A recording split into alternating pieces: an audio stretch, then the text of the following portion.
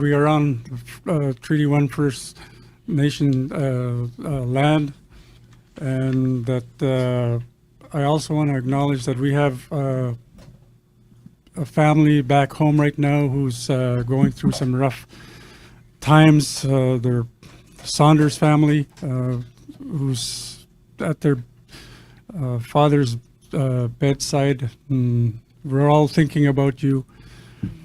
And let's just get right to it.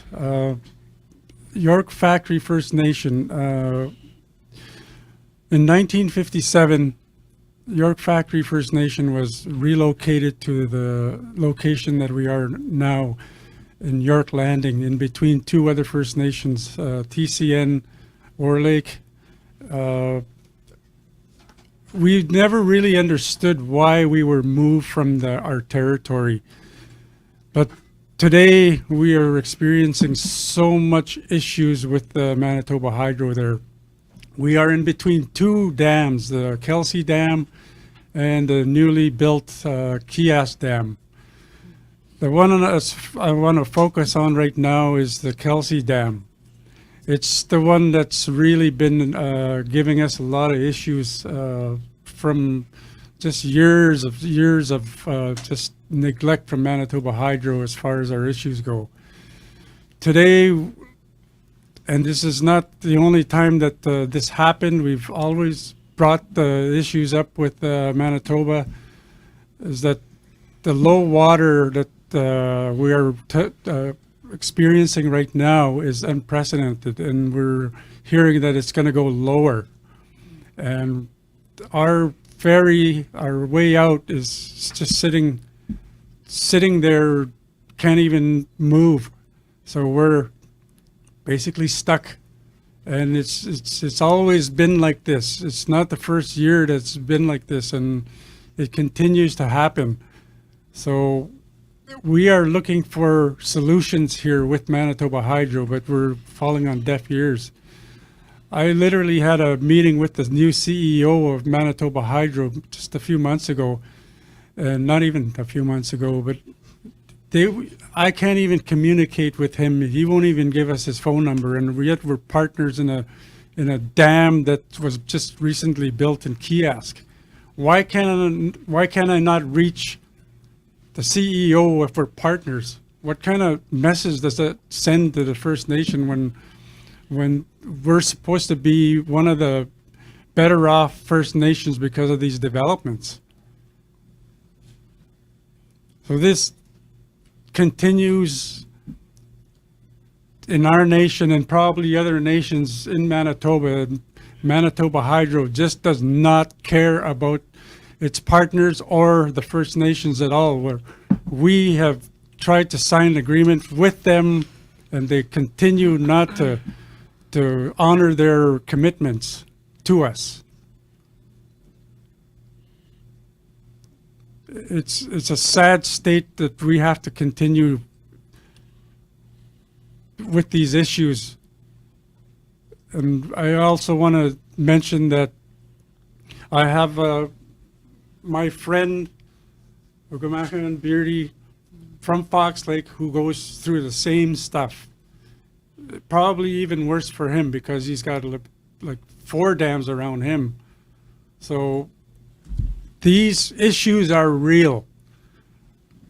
We live in poverty while everybody else benefits from the hydro development and the money that's spent on these projects. We don't even benefit off these projects either. I'll take Kiosk for instance. We were pushed out of that deal physically sometimes from the construction of it. I was on that as an engineer through the structure side. I've seen our people get pushed out.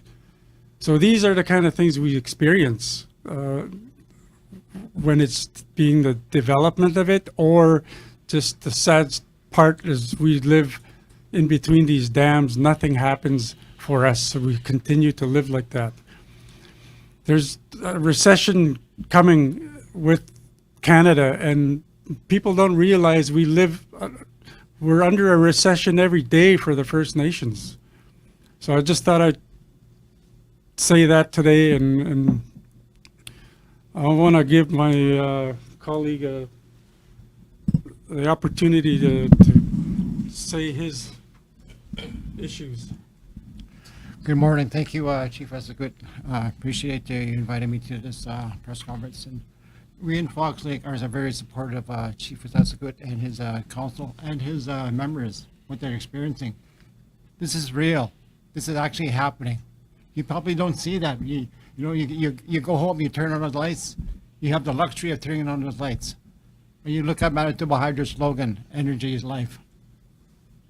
What lives have been devastated, impacted by these? You're witnessing right now, Chief Essegood. They're barge, they can't even use it. We use those waters for navigation. Our ancestors used those waters for navigation from time immemorial. Now we have dams, we have to go around. We have dams blocking the water. We in Fox Lake know the devastations of our lands and our people and our waters and our lands. Not only the lands, but the fish, the winged ones, the birds, and everything. We know the devastation. Right now, we can't even launch our boats on the future Conawapa site in Manitoba Hydro. There's a few times I've actually walked across on my running shoes, 3/4 of the way to the other side where the main channel is. In my running shoes. This is where we're supposed to launch our boats. We can't do that. We can't go hunting and fishing. We're at the mercy of two tides with Manitoba. Mother Nature's natural tide and Manitoba Hydro tide when they spill the water. When we go downriver on the weekends, we can't. We have to leave on a Friday and then we're stuck there till Monday when they release the water. I understand Chief Essegood's frustration. He wants an all-weather road built from his nation that could help out his nation to get to the PR 280. Why can't we do that? He's been asking that for years. We have a plan. Chief Essegood and his community have a plan where this road should be. It's an easy fix. But you're messing with the people's lives, their livelihood. This is real. This is happening. This is happening right now. All of Manitoba and provinces and the states, they have the luxury of clean electricity. But it came at the expense of our people. Not just in Fox Lake, but also all the nations that are affected by the river system. It's real, and it shouldn't be happening at this day and age. We are here to support Chief Essegood and his community. We need something done, and we need something done now. Not only is it happening in the summer, but it's happening in the winter. That winter roads are getting less and less. That window is getting shorter and shorter. If Chief Essegood and his community had an all-weather road there, they would be a lot better.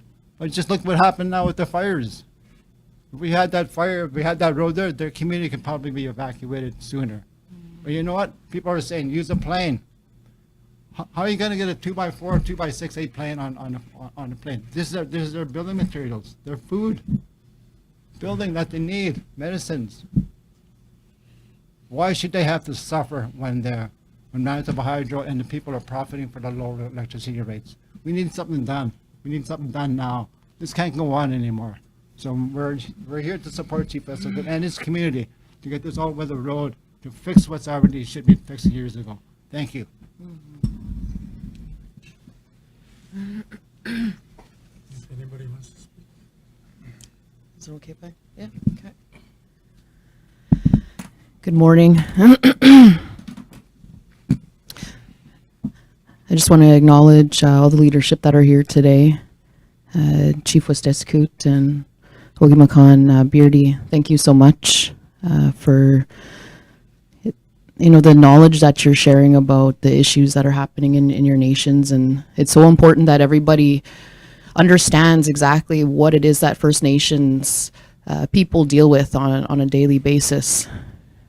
And so today we're talking about an issue with the control of water that is within the lands and territories of First Nations that are being controlled by Manitoba Hydro. What you're seeing right now is dams are surrounding our First Nations communities, and they are controlling the flow through and the water levels, and it's negatively impacting our First Nations communities. And the First Nations communities are negatively impacted. You know, there are so many different impacts that we see when a community is essentially stranded, and that's what we're seeing right now, is a control of water levels that are extremely low, that don't allow for land of any plains, and the health and wellness impacts that affect the very community members that live in the nation. And so what we've seen and heard is that the ferry services have been cut off as well for the last few weeks, and that is because of the water levels. And sometimes what we see, not only in the two nations that we're talking about today, but in other nations, Manitoba Hydro is actually flooding communities. So they are controlling the water levels and the negative impacts of First Nations, the impacts on the community members, on ancestral lands and territories, which include the trap lines. It negatively impacts animals. It negatively impacts everything.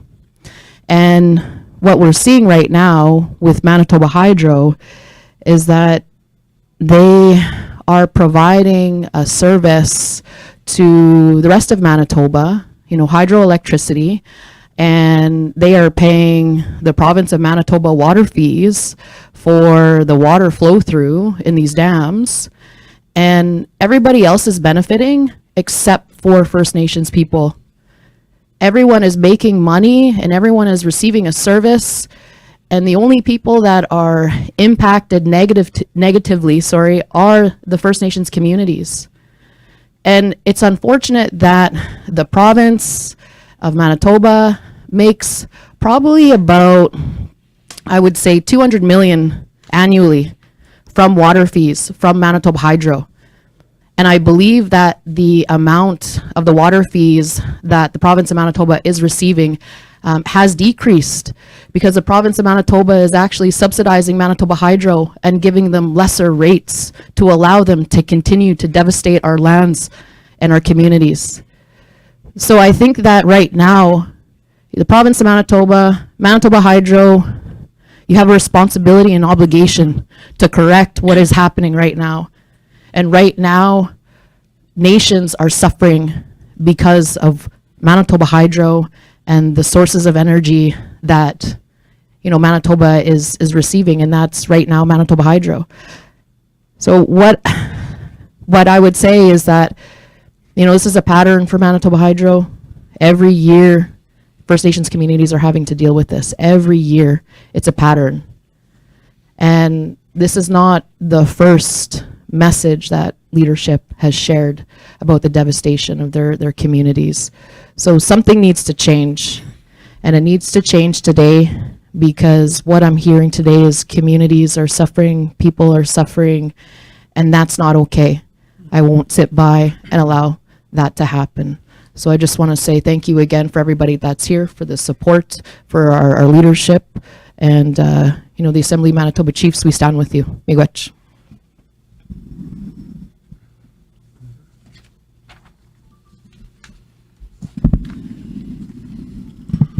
Good morning. My name is Walter Westishkut. I'm the Grand Chief for the Sky Nations, currently affiliated under Cubeaton Tribal Council. I'm also a citizen of York Factory First Nation. Our people, as Chief Westishkut stated, were relocated from our homelands in 1957. Our people have been waiting 68 years for redress from Canada. That was a forced relocation. Even during the relocation, our people walked, they canoed, they took what they could. They found themselves a home at a place they called Kawichoasik. They were told they were squatters. So our people have tried to make a home at this location, now known as York Landing, over the last 68 years. Nothing is working. Manitoba Hydro, Manitoba, Canada, all are complicit in what's happening with our people today. All of them. Our people, all of northern Manitoba, all across Canada, have been living under legislated negligence. The doctrine of discovery in this country is entrenched in the Constitution of Canada. Manifests itself as the Indian Act. This is what we are dealing with. It's called legislated racism. It allows for this kind of treatment of our people. There is no respect, there is no concern for a child that's in York Landing today. Nothing. We have two leaders in this country, Mark Carney and Wap Canoe, who are new in their roles.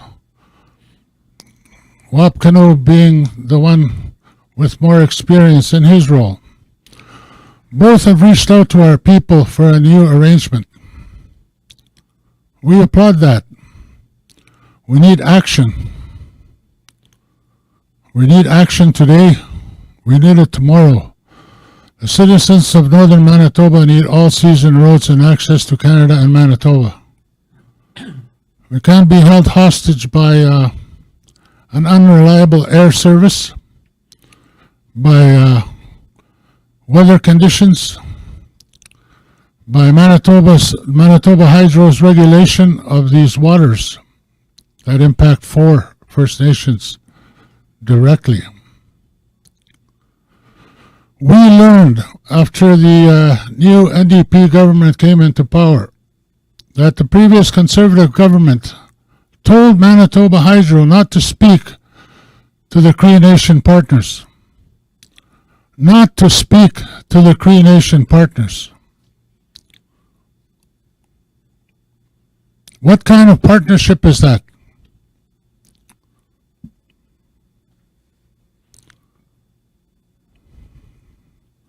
So we need action from Mark Carney and Wap Canoe and anybody and everybody that works with them. We have solutions to what's happening with our people. We have solutions to offer. Thank you.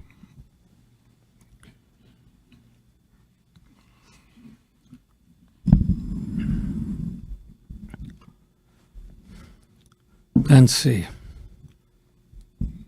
Iti sana niwagumaganag. I want to share my my sense of gratitude to the leaders that are here, the Grand Chiefs, the Regional Chief, and the Chief of the Fox Lake Cree Nation, as we come together to stand in solidarity with Chief Westesikut and York Landing, because he's raising an issue that affects his nation.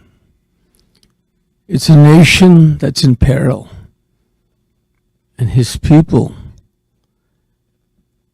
are in peril because of the manipulation of the water levels in his community.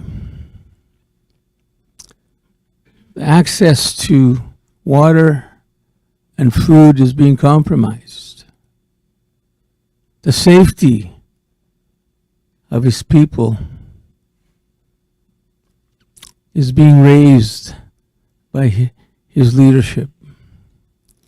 And it is unacceptable that a nation has to go through that. It is unacceptable in this day and age that a nation is struggling to find resources to support their people. Because we live in a very wealthy province, a province that has gained wealth because of the extraction of resources in our territories, and also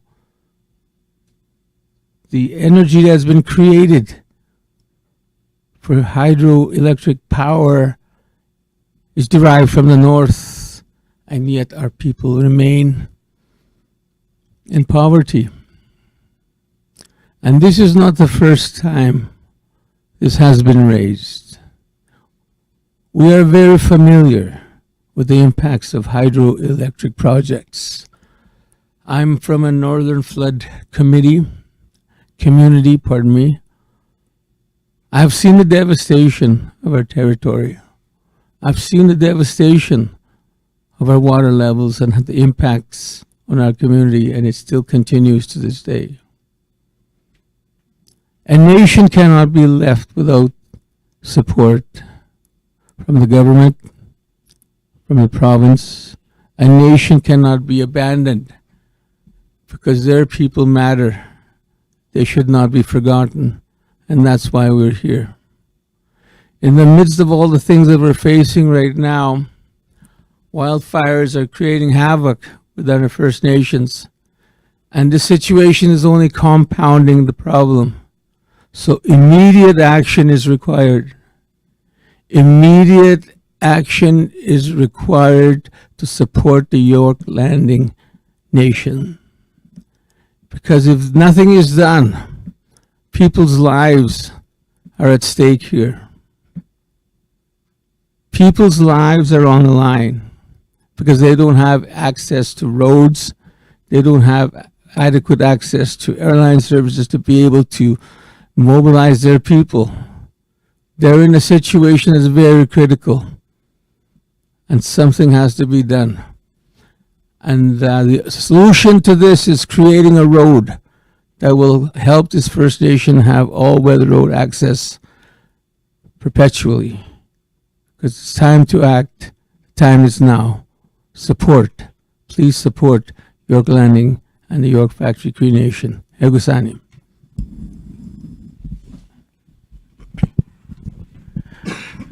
Good morning, Willie Moore, Manitoba APTN Regional Chief. Here to stand in solidarity with the York Landing Cree Nation, also Fox Lake. Just to add to the comments that the leadership had mentioned, the discussion, we're at a critical time, with the Bill C5, Canada and Manitoba, and we're saying we need one Canadian economy. Manitoba and Canada go out to the world and saying we're open for business, seeking investment. We have access to tidewater.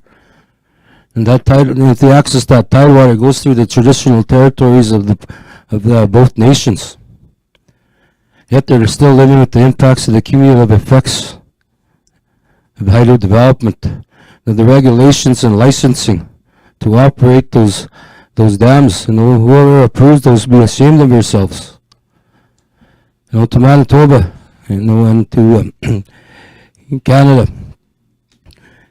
If the chief can't get a meeting with the Hydro CEO, which is a crown corporation from the province, is that reconciliation? The injustices, the breach after breach after breach of agreements that continue to happen. If we were to breach an agreement such as funding, guess what? We'd be stripped of our authority. Well, that should happen to Manitoba as well. The continuing impacts that the communities have to live with. That's on the backs of decision makers that represent the province. So to Premier Canoe, the Hydro Board, give that time and that respect to the Cree Nations. Give them that time to meet, as you are partners, as the chief had mentioned. Thank you.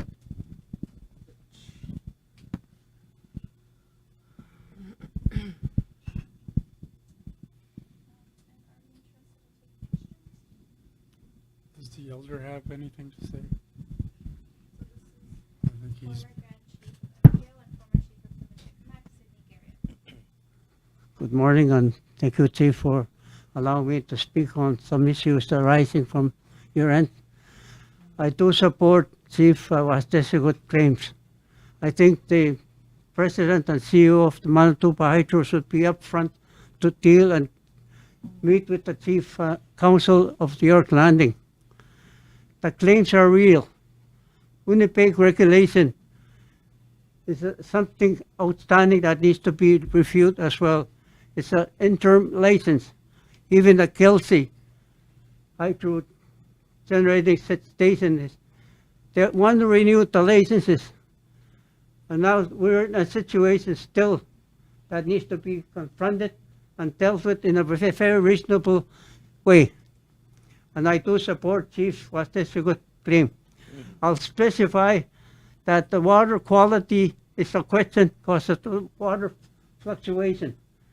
The water sediments that are being transported to the tanks of the houses, there are sediments in the water. And we need to kind of review the circumstances on that issue itself. The children that are swimming, they get the rashes because of that muddy water.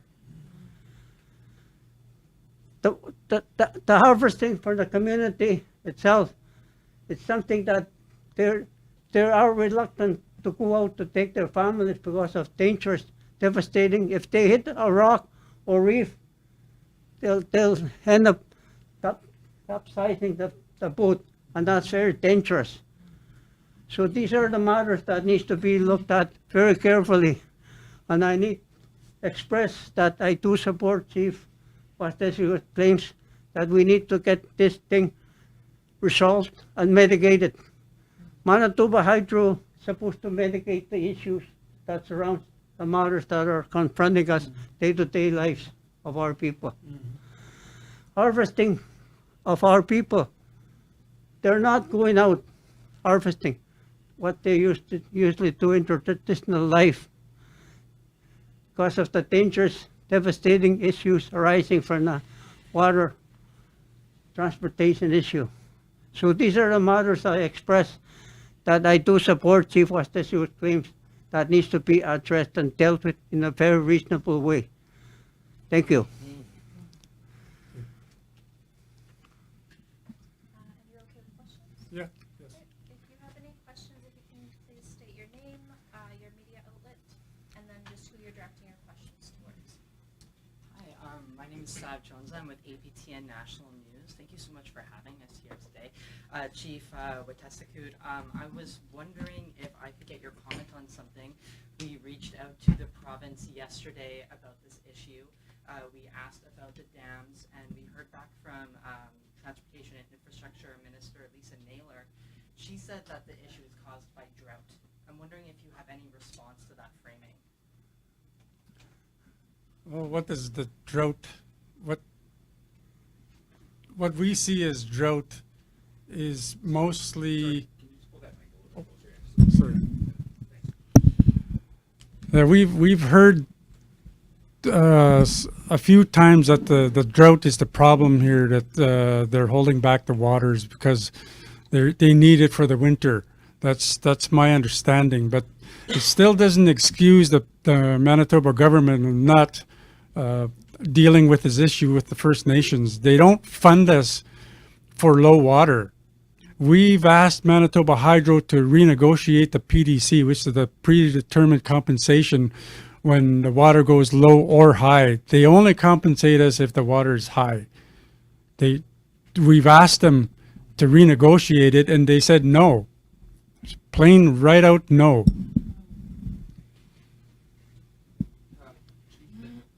Also to everyone at the table, just a quick question. Mitchell Rangos, City News, Winnipeg. With the ferry being down, and I know going forward that Manitoba Hydro and speaking to council that they provided a small boat, but with the ferry being down and fears of evacuations due to fires, along with smoke having trouble landing with planes, if there was a fire and another evacuation, with this ferry being down, is this a huge safety risk for the people in the community, especially with how hard it is to land planes currently? Absolutely, it would be. We did have experiences with the TCN, our neighboring community, where our ferry, that's where we docked, that's where we hit the PR 280. And our ferry, because of the smoke, was not able to dock there a few times, so they had to come back. So that's, yeah, it impacts it from the wildfires. Sometimes the planes couldn't land because of the smoke. So yeah, if we were able to, if we were in fire range, yes, it would be devastating that we couldn't get out at all. Right now, the smaller boats are having a hard time getting across. And we have a lot of people to move, but we can't do it in small boats. We asked Manitoba Hydro to provide us with boats. They basically said no. The shore is so long now, they don't even provide us with docks. You know, that we've asked them year after year for docks, and they don't even want to fund that. You know, that's this multi-billion-dollar corporate won't even fund docks. You know, that's how. There's no other word to say it. The cheap Manitoba Hydro is. I don't know what their problem is, but they need to change that. Matthew Frank, Free Press. A question for everyone at the table. You mentioned that this isn't a new demand to have this road built because it's been a necessity for the communities. Where have conversations gone in the past with the federal government? We have been asking for an all-weather road for years. When Steve Ashton used to come to my community as a little boy growing up there, I heard these conversations, and that's how far back these discussions have been. Every year, every election time,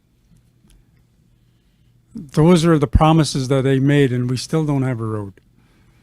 And as for Manitoba Hydro, they at one time had committed some money toward a all-weather road, but they pulled it back. So the government today, we are negotiating a relocation claim, and we've asked the government of Canada to provide us with a road. They said they're willing to look at that, but we don't trust anyone at this time. So they're all just words right now.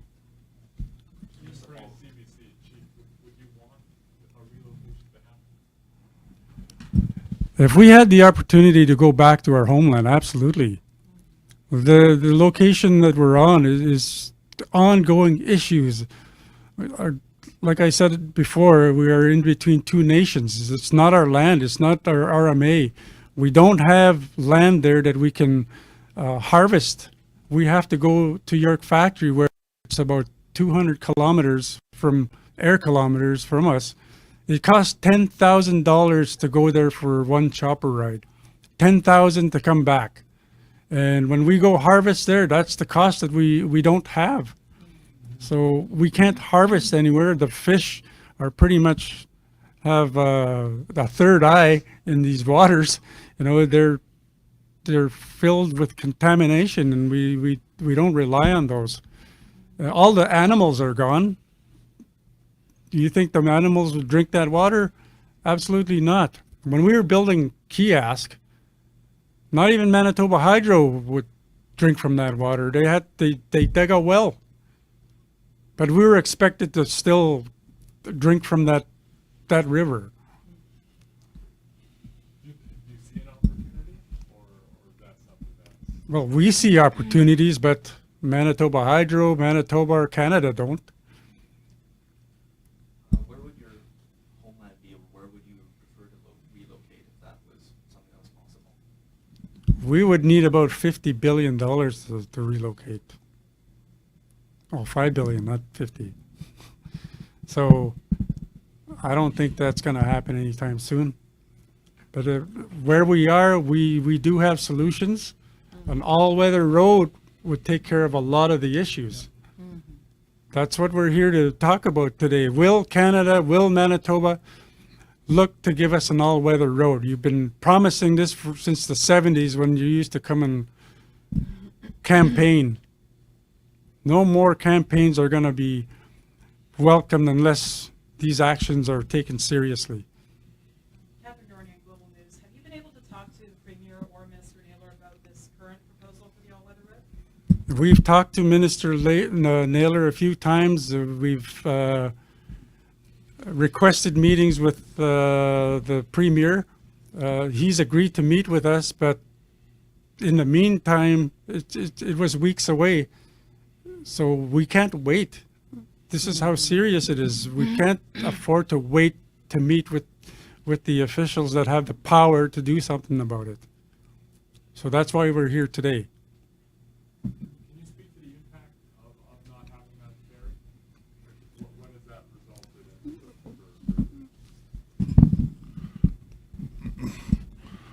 in? A few days ago, I sat here with Chief Westisikut and we explored this issue. At that time, the food at the local store had, I think, quadrupled in price, and they were running out, empty shelves. The plane couldn't land because of the smoke, and no one could get out for more supplies because the ferry had ceased operation, and the smaller watercraft couldn't get to Spit Lake. So what do you do in that situation? The immediate need right now is to get food, medicines into the community, people that need medical aid to get out of that community. The long-term solution is an all-season road. You know, there's no mathematical equation that's going to produce an aha moment on this situation. The environmental damage of development has reached a point where there, at some point, winter road season is going to be a distant memory.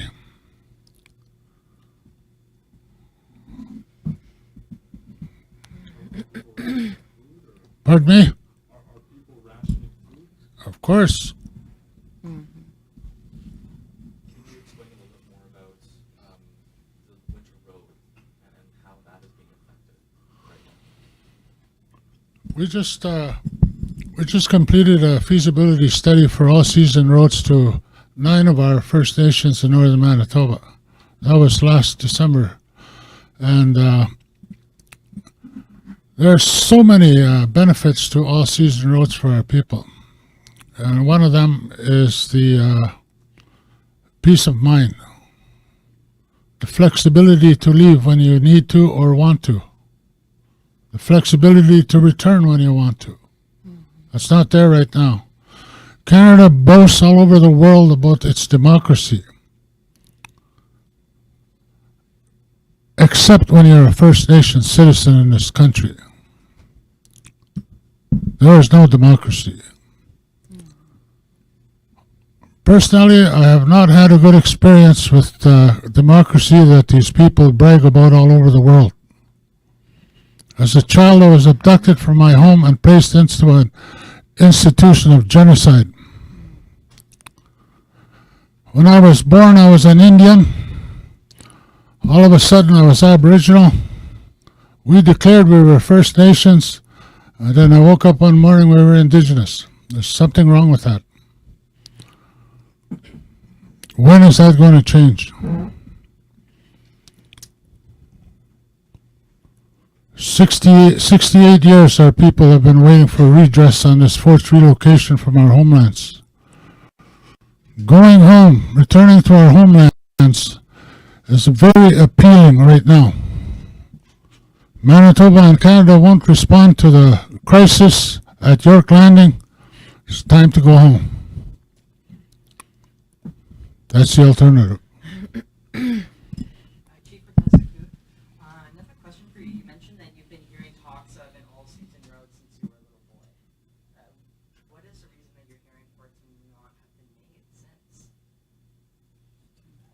It always comes down to money. You know, the government says they don't have money. Canada always says we got to find the money, and yet they send money overseas to other countries that are going through this crisis. You know, like, what about the crisis in your backyard? They don't look at that. There's so much that, like, even we are the most untapped human resource in the country. They come, other countries come here, they get jobs, but they don't educate us. They don't look to us for filling those gaps. We're made to stay in our First Nations and continue to go through these issues. We want to be a part of the economy. We're not saying we're against all industry or progress. We want to be a part of it, but we're shut out. That's the reality.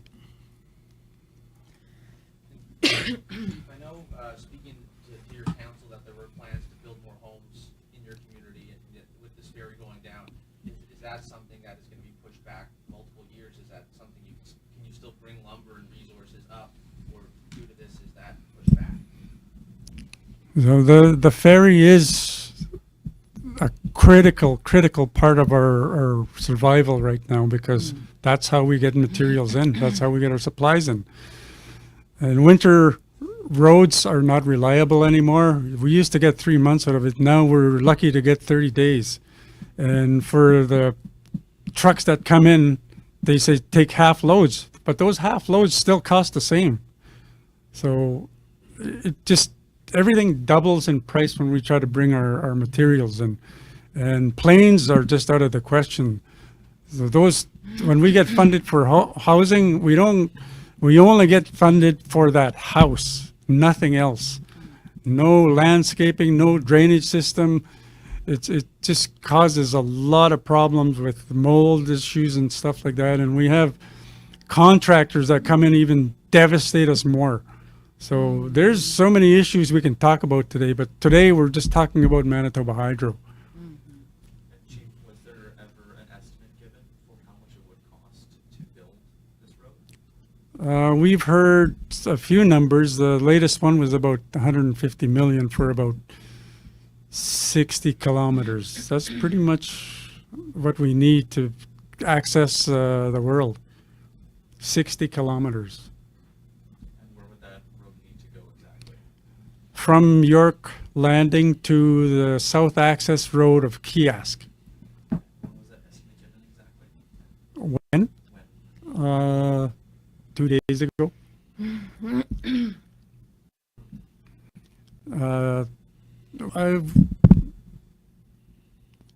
I think we had a few studies, no, 2 studies that basically said that.